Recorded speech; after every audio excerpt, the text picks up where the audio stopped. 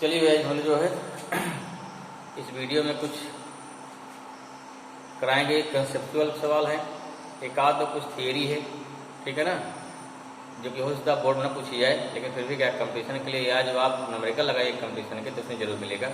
जिसमें tangent law है, एक है वाइब्रेशन मैग्नेटोमीटर है, बाकी कुछ कंसेप्चुअल सवाल है। इसको देखते हैं। वो सवाल हो सकता है कि आपका किसका है, वो सवाल होंगे आपके थ्योरेटिकल बेस होंगे। देखो होता क्या, बोर्ड में मैक्सिमम क्वेश्चन जो आते हैं आजकल कैसे होते हैं, वो कंसेप्चुअल या एप्लीकेशन बेस्ड होते हैं। जस्ट वी नो कि अप्रॉक्सीमेट 12 to 15 मार्क्स, ये तो आता डायरेक्ट सीधे क्या कि सिंपल डेफिनेशन या कोई क्या डेरिवेशन इस टाइप का आता है, ठीक। और उसके बाद जो है होता है लगभग फिर वही 17-18 मार्क्स का क्या होता है न्यूमेरिकल, ठीक है। तो 17-18 मार्क्स का न्यूमेरिकल हो गया, 15 to 17 मार्क्स क्या हो गया हमारा, जस्ट क्या है स्ट्रेट फॉर्म क्वेश्चन आ गए। तो 35 मार्क्स क्या होता है, इस टाइप क्वेश्चन आता है। बाकी 35 मार्क्स बचा, उसमें आता है एप्लीकेशन बेस्ड क्वेश्चन या क्या आता है कंसेप्चुअल। उसको हम थ्योरी कह सकते हैं या कंसेप्चुअल, मतलब उसमें ना तो क्या डेरिवेशन रहेगा ना न्यूमेरिकल रहेगा। आपने कितनी फिजिक्स पढ़ा है, फिजिक्स कैसे अप्लाई कर सकते हैं, उस पे क्वेश्चन रहेगी। जैसे हमारा जैसे क्वेश्चन है हुआ ना कि क्या है, explain repulsion is the surest test of magnetism, ये हो गया। या आपको दे दिया हिस्टेरिसिस कर दे दिया, उसके बेस पूछा क्या कि डिफरेंट टाइप का मटेरियल चॉइस करना है, आपको बनाना है परमानेंट मैग्नेट, आपको बनाना है टेम्पोररी मैग्नेट, तो उसके लिए हिस्टेरिसिस कर्व कैसा होना चाहिए, ठीक है। या और भी तमाम क्वेश्चन उठते हैं, ठीक है। अगर डिफरेंट टाइप के मैग्नेट या सॉफ्ट आयरन है या आपको कोई दे दिया एप्लीकेशन, उसके लिए किस टाइप का मटेरियल चाहिए आपको और उस मटेरियल की क्या क्या प्रॉपर्टी होनी चाहिए, थोड़ा सा डिस्कस करेंगे। जैसे अगर मान लीजिए हमको मिलता है कंसेप्चुअल क्वेश्चन तो भी आपको आराम से आ जाए, ठीक है ना। चलिए, इसमें हमारा पहला क्वेश्चन क्या हो गया, पहला क्वेश्चन हमारा हो गया explain repulsion is the surest test of magnetism, ठीक है ना।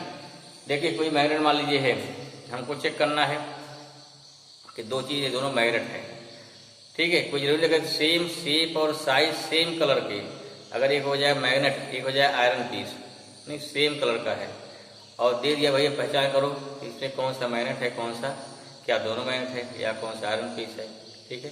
तो उस कंडीशन पर देखिए अगर मान ली क्या है, अगर मान ली दोनों मैग्नेट हैं, जब दोनों के सेम पोल होंगे तो क्या हो गया, वहाँ क्या हो गया, वहाँ सेम पोल पर रिपल्सन, अपोजिट क्या होता है अट्रैक्शन। लेकिन दूसरा क्या है, अगर सेकेंड वाला सेम साइज ना, सेम साइज का सेम कलर का, अगर वो आयरन बार है तब क्या हो जाएगा, तो चाहे यहाँ चाहे यहाँ चाहे या कहाँ हर जगह क्या केवल और केवल क्या होगा इसमें अट्रैक्शन होगा, ठीक है।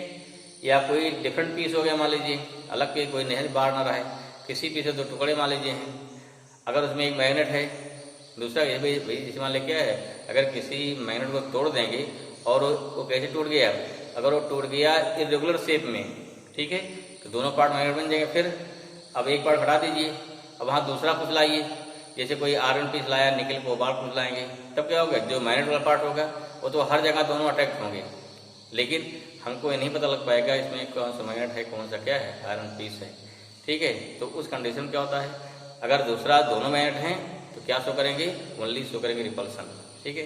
एक तरीका और है मतलब कि एक आयरन बार है, एक हमारा क्या है आयरन क्या है, दूसरा मैग्नेट चेक करना है कि कौन सा आयरन बार है कौन सा मैग्नेट है। क्या होता है, मान ली ये आयरन आपका आयरन बार है, ये मैग्नेट है, इसको यहाँ रखेंगे मैक्सिमम अट्रैक्शन, यहाँ रखेंगे मैक्सिमम अट्रैक्शन, यहाँ क्या रखें तो क्या हो गया नो अट्रैक्शन ना, केवल भाई यहाँ क्या है दोनों फील्ड क्या होते हैं इक्वल अपोजिट ना, यहाँ की फोर्स बहुत ही कम लगता है। वहीं अब मान ली ए आयरन बार है, ए मैग्नेट है, तो जितना अट्रैक्शन यहाँ पे उतना यहाँ पर उतना यहाँ पर उतना यहाँ पर उतना यहाँ पे उतना यहाँ पे ना, अगर प्रत्येक जगह पे ईच एंड एवरी पॉइंट पे सेम अट्रैक्शन है, this means this is the iron magnet and this is the क्या हो गया, दिस इज द क्या हो हमारा ये आयरन बार हो गया। इसके अलावा बाकी अगर दो मैग्नेट को चेक करना है तो उसके लिए क्या है अट्रैक्शन नहीं हो सकता है, ठीक। दो मैग्नेट चेक करना है कि दोनों मैग्नेट हैं या नहीं, तो how we can check, only due to repulsion से, ठीक है ना। लेकिन आयरन बार और मैग्नेट को अलग चेक किया जाता है, लेकिन आपके पास दो मैग्नेट हैं और बोले कि आप ट्राई करो क्या दोनों मैग्नेट हैं, तो उस कंडीशन पे केवल रिपल्सन ही एक ऐसी प्रॉपर्टी है जो शो कर पाएगी कि दोनों क्या हैं, दोनों मैग्नेट हैं। क्लियर हुआ? तो ये आपका आंसर होगा। आई होप कि आप समझ गए हम क्या कहना चाहते हैं। सिंपल, अगर आपके पास दो मैग्नेट हैं तो उसको चेक करना क्या दोनों मैग्नेट हैं, ठीक है, उसमें कोई पता लिखा नहीं गया है, तो केवल रिपल्सन से हम चेक कर पाएंगे कि हाँ दोनों मैग्नेट हैं। एक मैग्नेट है, एक आयरन बार है, तो उस कंडीशन क्या हो गया, तरीका हमारा क्या है चेक करने का, चेक कर सकते हैं कौन सा मैग्नेट है, कौन सा आयरन बार है। ठीक है, तो लिखिए भाई इसका आंसर क्या हो जाएगा, इसका आंसर लिखते हैं क्या, ठीक है।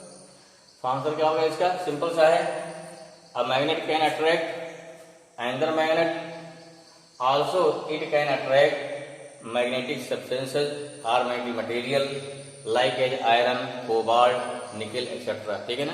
तो जो मैग्नेट क्या होता है, एक मैग्नेट दूसरे मैग्नेट को अट्रैक्ट कर सकता है। कैसे अट्रैक्ट करेगा, ड्यू टू क्या, opposite pole, as well as वो मैग्नेटिक मटेरियल को भी अट्रैक्ट कर लेगा। हम ये आइडेंटिफाई नहीं कर सकते हैं कि क्या दोनों मैग्नेट हैं।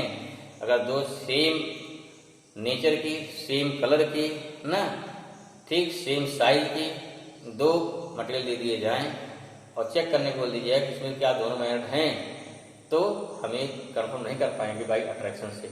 लेकिन क्या है, अगर दोनों मैग्नेट होंगे उनके सेम पोल क्या होंगे, सेम पोल रिपल होंगे। That's why however a magnet can repel another magnet only, that's why we can say repulsion is the surest test of magnetism. Okay, note down this answer. नहीं note कर पाए हैं video pause करिए, फिर क्या है note करिए। फिर अब देखते हैं अगला क्वेश्चन, लिखिए नेक्स्ट क्वेश्चन। ठीक है, कल मेरा नेक्स्ट क्वेश्चन हमारा क्या हो गया, compare the magnetic property of soft iron and क्या स्टील। कितने पॉइंट इसके हैं, कुल 5 पॉइंट हैं। पहला क्या है, परमेबिलिटी है, सेकंड क्या है, ससेप्टिबिलिटी है, थर्ड क्या है हमारा, थर्ड है रिटेंटिविटी है, अगला क्या है कोरोसिविटी है, अगला क्या है हिस्टेरिसिस लॉस है। ठीक है, चलिए पहला क्या कहते हैं, पहला है परमेबिलिटी। देखो इस सॉफ्ट आयरन की परमेबिलिटी ज्यादा होती है कंपेयर टू स्टील आयरन। क्यों, व्हाट इज परमेबिलिटी, अपने अंदर से मैग्नेटिक फील्ड लाइन पास करने की क्षमता, means the ability of magnetic field line passes through it या through the material is known as, क्या हो गया, इसे बोलते हैं परमेबिलिटी। क्या होती है, सॉफ्ट आयरन की परमेबिलिटी क्या होती है, स्टील आयरन से ज्यादा होती है। क्लियर। दूसरा ससेप्टिबिलिटी, ये क्या होता है, इजीनेस ऑफ मैग्नेटाइजेशन, याद आ रहा है, तो सॉफ्ट आयरन बहुत जल्दी मैग्नेटाइज होता है कंपेयर टू क्या हो गया, ठीक, इसे बोलते हैं क्या स्टील या हार्ड आयरन जो कह सकते हैं ना। तो स्टील भी क्या है, फिर क्या है, इसमें फिर मार्क आ गया स्टील हमारा। ठीक है, दूसरा क्या है रिटेंटिविटी। देखिए ये सॉफ्ट आयरन की रिटेंटिविटी क्या होती है, ज्यादा होती है कंपेयर टू स्टील। ठीक है, अर्थात क्या है, वो ज्यादा मैग्नेटिक एनर्जी स्टोर करता है। ठीक है, लेकिन यह बात करते हैं कोरोसिविटी। देखिए ओ से एच, कोरोसिविटी किसकी हो गई हमारी, सॉफ्ट आयरन की, और ओ से सी किसकी हो गई, ये हो गई स्टील की। कोरोसिविटी क्या होती है, बहुत ही कम होती है, और कोरोसिविटी जितने कम होगी वो मैग्नेटिक मटेरियल उतने ही जल्दी डीमैग्नेटाइज होगा। इसमें क्या होगा, सॉफ्ट आयरन क्या हो गया, स्ट्रांगली मैग्नेटाइज, एंड क्या हो गया, स्ट्रांगली डीमैग्नेटाइज, बहुत जल्दी मैग्नेटाइज है, बहुत जल्दी डीमैग्नेटाइज हो गया। This means what, this means soft iron can be used as temporary magnet. ठीक है, यहाँ देखो इसे क्या है, कोरोसिविटी बहुत ज्यादा है। ठीक है, इसमें क्या है, जो हमारा स्टील होता है, कोरोसिविटी या steel iron is more then क्या सॉफ्ट आयरन। और क्या बताया थे आपको कि जो इसका जो एरिया होती है, एरिया ऑफ कर्व, कितनी एरिया देखो इसकी, तो पूरा लंबी से नहीं, इसकी चौड़ी सी एरिया हो गई। ठीक है, यहाँ तो पहले मान लीजिए पॉइंट यहाँ एक्स हो गया, यहाँ क्या होगा वाई हो गया, यहाँ एक्स जी एच वाई, फिर यहाँ जे करके जाएगा पूरा ना। क्या हो गया, यहाँ जो कर्व की एरिया है सॉफ्ट आयरन में कम होती है, हार्ड में स्टील में बहुत ज्यादा होती है, इसलिए हिस्टेरिसिस लॉस क्या होता है, hysteresis loss in steel more than क्या होता है सॉफ्ट आयरन। क्लियर हुआ, तो का कंपैरिजन हो गया। इस कंपैरिजन के बेस पर अगर आपको दे दिया जाए कौन सा परमानेंट होगा, कौन सा होगा क्या परमानेंट, और कौन सा टेम्पोररी, यहाँ क्लियर हो गया। This temporary magnet can be form by soft iron. Steel क्या है, उससे क्या बनता है परमानेंट मैग्नेट। अब according to this property we can identify in our क्या हो गया चॉइस। जैसे हमारे ट्रांसफार्मर कोर है, दे दिया जाएगा इसमें कौन सा स्टील उपयुक्त होगा, सॉफ्ट आयरन उपयुक्त होगा। ठीक, इलेक्ट्रिक बिल बनानी है कौन सा यूज करेंगे, तो तमाम चीज़ से मिलेगी, डिस्कस करेंगे 1 by 1। चलिए पहले नोट कर लीजिए, तो जो बताया हमको ये सारी प्रॉपर्टी दोनों की कंपेयर हो गया, ओके ना। तो नोट डाउन, चलिए लिखिए इसको। चलो देखो भाई क्या हो गया, क्वेश्चन हमारा हो गया compare the magnetic property of soft iron and steel. पीछे डिस्कस कर चुके हैं फिगर हमने ना। इसके बेस क्या करना है, यहाँ देखिए ये एरिया, इसके बेस पे हमको इनको कंपेयर करना है। कंपेरिजन क्या होगा, दोनों सिमिलरिटी क्या डिसिमिलरिटी क्या, कौन ज्यादा कौन कम, इसी बोलते कंपेरिजन, ठीक है। तो यहाँ क्या हो गया, इसकी ज्यादा एरिया है, इसकी कम एरिया है, जिसकी एरिया ज्यादा होती है वो ज्यादा मैग्नेटिक एनर्जी स्टोर करता है, अर्थात उसमें हिस्टैरिसीस लॉस क्या होती है, ज्यादा होती है। यहाँ से देखिए जहां पे कट करेगा एक पॉइंट है, ओबी क्या है, रिटेंटिविटी, किसके लिए, स्टील के लिए, ओजी क्या है, इनके सॉफ्ट आयरन के लिए हो गया, ओएच क्या हो गया, कोरोसिविटी फॉर सॉफ्ट आयरन, ओसी क्या हो गया, कोरोसिविटी फॉर क्या हो गया, फॉर स्टील। तो इस बेस पे क्या कंपेरिजन हो गया, पहला क्या है परमिएबिलिटी, तो permeability of soft iron is more then क्या होता है, स्टील, फॉर्मूला पढ़ चुके हैं, इक्वल टू क्या होता है, B/H, ठीक है। नेक्स्ट क्या है, ससेबिलिटी क्या होती है, ससेबिलिटी में क्या हो गया, अभी बताया हमने कि easiness of magnetization of any material, तो हमारा क्या है, सॉफ्ट आयरन बहुत जल्दी मैटाइज होता है, उसमें क्या हो जाएगा, susceptibility of soft iron is more than steel. Next क्या, रिटेंटिविटी, यहाँ देख रहे हैं हम कि ओजी ना, रिटेंटिविटी ऑफ सॉफ्ट आयरन क्या है, ज्यादा है, दैट्स व्हाई कि retentivity of soft iron is greater than steel, दिखा दिया फिगर में, ओजी मोर देन ओजी। एंड कोरोसिविटी क्या होती है, कितना नेगेटिव, क्या how define, the negative magnetizing field which can remove और which can completely demagnetize the magnetic material, this is definition, ठीक है। यहाँ कितना हो गया, OH कितना हो गया, कम है ना इसका, तो यहाँ पे क्या होता है, सॉफ्ट आयरन की कोरोसिविटी कम होती है। इन द सेम वेज की हिस्टैरिसीस लॉस क्या होगा, सॉफ्ट आयरन का कम होगा और स्टील क्या होता है, ज्यादा होता है। क्लियर हुआ, तो ये हमारा क्या हो गया, इनकी प्रॉपर्टी हो गई। इस प्रॉपर्टी के बेस पर डिफरेंट टाइप के मटेरियल को हम कंपेयर करते हैं, ठीक है। तो ये कंपेयर कर लीजिए, दूसरे मटेरियल से क्लियर हो जाए, तो नोट करिए, क्वेश्चन और लिखिए, शायद आई होप दिस क्लियर ना, ठीक है। इसको पढ़ने के ध्यान समझ लेंगे। नेक्स्ट क्वेश्चन लिखो, तुम्हारा नेक्स्ट क्वेश्चन हो गया क्या, कि what type of material select for formation of number 1 permanent magnet, number 2 क्या हो गया, इलेक्ट्रोमैग्नेट, नंबर 3 क्या हो गया, नंबर 3 वाला हो गया ट्रांसफार्मर कोर, ठीक है। देखिए आंसर, पहला क्या इसका सोल्यूशन हो गया भाई, नंबर 1 क्या हो गया, नंबर हो गया परमानेंट मैग्नेट, परमानेंट क्या हो जाएगा, मैग्नेट, पहला हो गया हमारा परमानेंट मैग्नेट। कैसा टर्मिनल मटेरियल होगा इसके, लिखते हैं 1 by 1।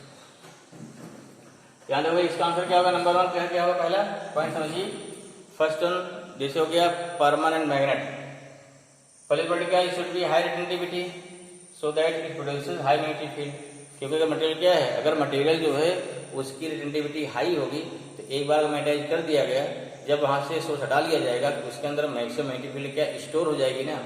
If that material can be store maximum magnetic field then it can produce maximum magnetic field, तो जो बनेगा परमानेंट मैग्नेट वो मैक्सिमम मैग्नेटिक फील्ड प्रोड्यूस कर सकता है, that's why it should be high retentivity. Second, it have also क्या है, it have also high corrosivity, क्यों, देखो क्या होता है, अगर किसी मैग्नेट को थोड़ा टेम्परेचर बढ़ा दीजिए, गर्म कर दीजिए, जैसे गर्म करेंगे क्या, जैसे हीट बढ़ेगा वैसे इसका मैग्नेटाइजेशन क्या खत्म कम होता जाता है, ठीक है ना। अगर मैग्नेटाइजेशन कम होता जाएगा तो यहाँ क्या ठीक है, अब लेकिन बहुत ज्यादा गर्म नहीं करना है, क्योंकि एक फिक्स टेम्परेचर क्या होता है, पूरा पूरा डीमैग्नेटाइज हो जाएगा, तो ठीक है। लेकिन अगर थोड़ा बहुत अगर गर्म हो जाए, जैसे माने कि एटमॉस्फेयर है, टेम्परेचर थोड़ा इंक्रीज कर जाए, डिक्रीज कर जाए, तो उसके वेरिएशन टेम्परेचर से हमारा जो मैग्नेट है this should not be demagnetise. दूसरा क्या है, व्हाट इज मैकेनिकल डैमेज, अरे बार बार पटकिए उस मैग्नेट को, क्या होगा, उसकी मिलेगी एनर्जी। अगर मैग्नेट वीक है तो एक बार 2 4 पटक दिया, 2 4 बार क्या टकरा दिया, ठीक है, तो क्या हो गया, this magnet got mechanical energy, that's why what happen, जब उसे मैकेनिकल एनर्जी मिल जाएगी अगेन क्या डीमैग्नेटाइज हो जाएगा। लेकिन अगर उसकी कोरोसिविटी मैक्सिमम है then due to mechanical damage या मैकेनिकल एनर्जी देने से क्या हो गया, वो मैकेनिकल एनर्जी प्रोवाइड करने से वो जल्दी डीमैग्नेटाइज नहीं होगा, ये इसका मेन फंक्शन होगा, ठीक है। आल्सो क्या है, it should be high permeability, इसका मतलब क्या होगा कि उसमें क्या अंदर से क्या हो, ज्यादा मैग्नेटिक फील्ड लाइन पास कर सके, ठीक है। हाँ, तो ये तीनों प्रॉपर्टी इसके पास होनी चाहिए। अब ये तीनों प्रॉपर्टी किसमें मिलेंगी? देखिए सॉफ्ट आयरन मिलती है। सॉफ्ट आयरन क्या है? पोरोसिटी बहुत कम होती है, गड़बड़ ही है। बाकी सॉफ्ट आयरन सारा स्टेबल है। लेकिन क्या स्टील क्या है? स्टील की रिटेंटिविटी थोड़ी कम होती है, उससे थोड़ी कम होती है, लेकिन उसकी प्रॉपर्टी उसकी भी रिटेंटिविटी होती है। साथ साथ स्टील की पोरोसिटी सबसे ज्यादा होती है, बहुत जो इंपॉर्टेंट चीज है, ठीक है ना, बहुत ज्यादा होती है। वो मैक्सिमम एनर्जी स्टोर कर लेगा, जल्दी डीमेटाइज नहीं होगा। परमेबिलिटी भी क्या होती है? सॉफ्ट आयरन थोड़ी कम होती है, लेकिन तभी सफिशिएंट होती है। जैसे क्या हो गया, अगर हम कंपेयर करें in case of steel and mat क्या हो गया, और उसमें आयरन में, तो क्या होता है? Steel is the best for permanent magnet. Clear हुआ? क्या हो गया? तो क्या हो गया? फॉर परमानेंट क्या हो गया? For permanent magnet. परमानेंट क्या हो गया? मैग्नेटिक क्या चाहिए? कौन सा मटेरियल, कौन से मटेरियल बढ़िया है? इसलिए हो गया। तो हमारे एग्जाम्पल क्या हो गया इसके? For permanent magnet the magnetic क्या मटेरियल आर स्टील है, कोबाल्ट स्टील जो क्या एलॉय है, जिसमें क्या होता है? आयरन होता है, कोबाल्ट होता है, क्रोमियम होता है, ठीक है ना, फिर मैग्नीज होता है। ऐसे क्या है? कार्बन स्टील है, तो कार्बन में क्या, इसमें कोई कार्बन नहीं होगा, कार्बन होगा, आयरन होगा, कोबाल्ट इसमें भी होता है, सबके अलग परसेंटेज होते हैं, ठीक है। शायद इसलिए क्या है? ऐसे एल्निको है, टाइकोनल है, तमाम से एग्जाम्पल्स हैं, इसको नाम रखिए, याद रखिए, ठीक है। चलिए दीज आर प्रॉपर्टी आपका, these are the property for the permanent magnet, ठीक है। अगले प्रकार क्या है, फिर लेते हैं हमारा, फिर नेक्स्ट हमारा है इलेक्ट्रोमैग्नेट। तो क्या हो जाएगा? पहला हमारा क्या होगा दिस फॉर, सेकंड क्या भाई? For electromagnet. पहला क्या है? It should be high permeability. अगर हाई परमेबिलिटी होगी तो इजिली क्या हो गया है? तुरंत मैग्नेटाइज हो जाएगा, क्योंकि इसके अंदर मैग्नेटिक लाइन तुरंत एंटर कर जाएगी आराम से इजिली। दैट्स व्हाई कि it should be high permeability so that magnetization is large for small magnetizing field. हम थोड़ी सी मैग्नेटिक फील्ड अप्लाई करें तो क्या हो? ये इसमें मैक्सिमम क्या है? हाईली मैग्नेटाइज हो जाए, ठीक है ना। अच्छा, दूसरा क्या है? It should be low retentivity, ऐसा होना चाहिए, ठीक है। As well as low corrosivity. क्या हो? जैसे हम फील्ड अगर रिमूव करें उसी अनुसार क्या तुरंत करें? तुरंत ही क्या हो? तुरंत वो डीमैग्नेटाइज हो जाए। अब ऐसा देखिए, ऐसी प्रॉपर्टी देखिए सॉफ्ट आयरन प्रॉपर्टी पाई जाती है, लेकिन 100% नहीं है, क्योंकि इसकी रेटिंग भी बहुत ज्यादा होती है ना। लेकिन फिर भी क्या है? पोरोसिटी बहुत कम होती है, पोरोसिटी बहुत कम होती है। दैट्स व्हाई फॉर इलेक्ट्रोमैग्नेट क्या होता है? फॉर इलेक्ट्रोमैग्नेट जो होता है उसमें क्या है? उसमें सॉफ्ट आयरन, ठीक है, सॉफ्ट आयरन ज्यादा सुटेबल होता है। दैट्स व्हाई एग्जाम्पल क्या हो गया? तो ड्यू टू क्या? ड्यू टू हेंस क्या हो गया? हेंस फॉर दिस प्रॉपर्टी ना, दिस प्रॉपर्टी या these for these properties soft iron क्या हो गया? Soft iron is more suitable, ठीक है ना, सुटेबल फॉर फॉर्मेशन ऑफ, ठीक है, formation of soft iron core क्या हो गया? या फॉर्मेशन ऑफ क्या हो गया? इलेक्ट्रोमैग्नेट।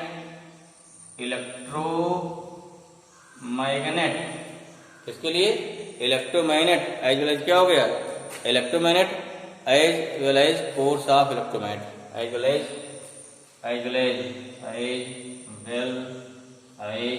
कोर ऑफ या कोर्स ऑफ इलेक्ट्रोमैग्नेट। इसका मतलब क्या है? कोर क्या है? इसका मतलब हो गया जैसे मान लीजिए क्या सोलेनाइड है ना, उसके अंदर क्या कोई सॉफ्ट आयरन रॉड डाल देंगे तो जल्दी मैग्नेटाइज होगा। अगर आपने स्टील बना दिया तब क्या हो गया? एक बार मैग्नेटाइज हो गया तो बन जाएगा परमानेंट मैग्नेट ना, गलत हो जाएगा वो। तो अगर कहीं से यूज करते हैं तो जब हमने करंट ऑफ कर दिया तो डीमैग्नेटाइज होगा ही नहीं हो। तो इसलिए क्या है? तो इसी बोलते हैं फोर्स ऑफ इलेक्ट्रोमैग्नेट। क्लियर हुआ? तो लास्ट नेक्स्ट क्या है? नेक्स्ट हमारा है ट्रांसफार्मर कोर।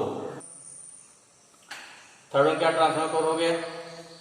पहला क्या? First one, it should be high permeability so that magnetic flux is large for small magnetic field. जिससे क्या थोड़ी मैग्नेटिक फील्ड, थोड़ी सी मैग्नेटिक फील्ड अप्लाई करें। कैसे अप्लाई करते हैं?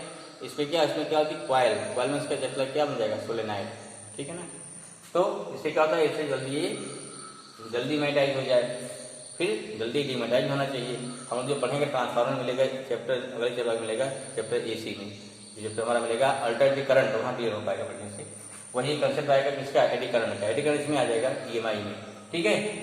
अगला क्या है, it should be low reductivity so that easily can demagnetize as well as क्या हो गया, as well as reduce losses due to eddy current. इससे क्या हो गया, आज क्या हो गया, यहाँ हो जाएगा सो दैट ना, इससे क्या होगा मैग्नेटाइज सो दैट, ठीक है लोग, सो दैट रिड्यूसेस, क्या होगा, सो दैट रिड्यूसेस लॉसेज, कौन सी लॉस, एनर्जी उसमें कम, एनर्जी ज्यादा लॉस नहीं होगी हमारी। थर्ड क्या हो गया, पोरोसिटी शुड बी स्मॉल, इससे क्या हो गया, हिस्टेरिसिस लॉस, क्योंकि ग्राफ ध्यान दीजिए, ग्राफ बनाते अगर याद आपको है, ग्राफ क्या था ग्राफ में, जबकि ग्राफ में ऐसा था, ऐसे ना ऐसे बनाता है, ऐसा कुछ ग्राफ बनाता भाई, ग्राफ में पूरा दिमाग बैठा लीजिए, यूं चलती यूं आपकी यूं ऐसे बन रहा है कि देखो यहाँ पोरोसिटी जितने कम होगी उतने क्या होगा, उतना एरिया हमारा घट जाएगा पूरा। नहीं देखो यहाँ पोरोसिटी क्या, दिस पॉइंट क्या है C, मान ले O इक्वल O हो गया, A हो गया, B हो गया, C हो गया, D हो गया, E हो गया ना, OC जितने कम होगा उतना क्या हो जाएगा, उतना इसकी एरिया कम हो जाएगी। तो उस कंडीशन पे हिस्टेरिसिस लॉस क्या हो जाएगा, डिक्रीज हो जाएगा, कम हो जाएगा ना। लास्ट वन, इससे क्या होगा, अब इसमें इसके लिए कौन सा मटेरियल सुटेबल है देखा जाता है कि जो देखिए सुटेबल होना चाहिए, फार इजीली अवेलेबल होना चाहिए, दो चीज है। कुछ मटेरियल हमारे क्या सुटेबल तो है लेकिन इजीली अवेलेबल ही नहीं है, तो इसको कोई मतलब नहीं है। अगर इजीली अवेलेबल होगा तो उसकी कास्ट क्या आएगी, कम आएगी, ठीक है। हमको कोई चीज बनाते हैं तो अगर मान लीजिए उसका एप्लीकेशन है, उसका में यूजफुल है, तो दो चीज देखा जाता है, वो चीज इजीली अवेलेबल हो, लो कॉस्ट हो, इससे इकोनॉमिकली क्या हो, हमारे लिए फायदेमंद हो, ठीक है। जैसे मान लीजिए क्या है, अगर मान लीजिए वायर है, बिजली क्या लाइट का जो हमारा इलेक्ट्रिसिटी का वायर है, अगर लगा दिया है क्या है, उसका लगा दिया है सिल्वर का, उसका रेजिस्टेंस बहुत कम होता है, लगा दो गोल्ड का और रेजिस्टेंस कम होता है, लेकिन क्या है वो इकोनॉमिकली क्या महंगा पड़ेगा ना, इसलिए क्या है लगता है वायर एल्यूमिनियम का, ठीक है। चलिए यहाँ क्या है, सॉफ्ट आयरन आल्सो प्रेफर्ड, इसलिए क्या है, that's why soft iron is preferred for making the transformer core या टेलीफोन्स डायफ्राम्स। क्लियर हुआ, ये हमारे क्या है, लॉजिकल क्वेश्चन हो गए, ठीक है, या लॉजिकल के आंसर हो गए हमारे, जो मैग्नेटिक फील्ड में कई जगह आपको कंसेप्चुअल मिलेगा, वहां दिक्कत फिर अब नहीं पैदा होगी, इसको ध्यान पढ़ लीजिए ऐसा में। फिर नेक्स्ट वीडियो कुछ अभी और एक दो टॉपिक है उसको लेते हैं, नेक्स्ट वीडियो बताएंगे, तब तक के लिए ओके ना।